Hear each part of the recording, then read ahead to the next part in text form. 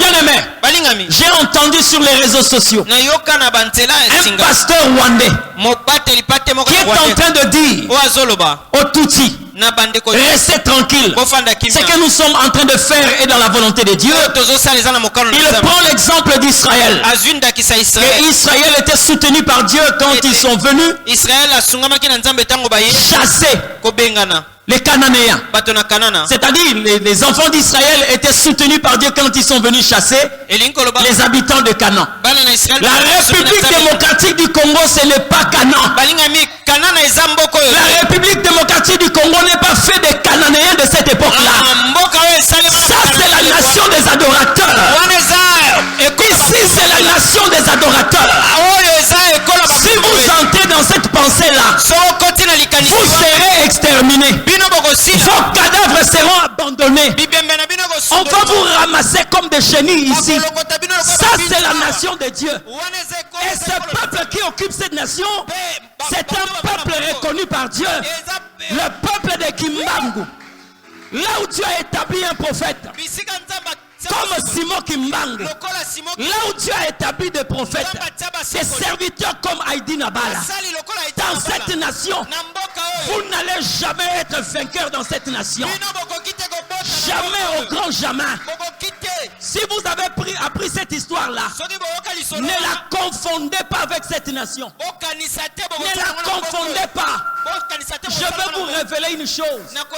Vous les Rwandais qui me suivez, vous les Tutsis qui suivez cette prédication, si Dieu vous laisse entrer dans cette nation, même s'il y a la complicité des natifs, ce n'est pas pour que vous puissiez exterminer les Congolais, mais pour que vous soyez exterminés. Et ce que je suis en train de dire, vous allez vivre ça dans peu de temps. Vous allez vivre ça dans peu de temps. Cette nation, c'est la nation des adorateurs. Là où il a exprimé cette pensée en disant que l'hymne de mon peuple soit un cantique d'adoration. Oui, il arrivera un moment où nous allons adorer Dieu comme il. Ce n'est pas à nos enfants de vivre ces choses. Moi, je vais vivre ces choses.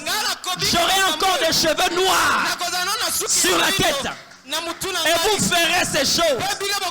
Ésaïe chapitre 18 doit s'accomplir dans cette nation. Les cadavres de ces hommes seront abandonnés. Ils seront mangés par les oiseaux de proie. La République démocratique du Congo n'est pas composée des Éviens, des Phésiens, des Cananéens, des Jébusiens. Non, non. Ça, c'est à cette époque-là.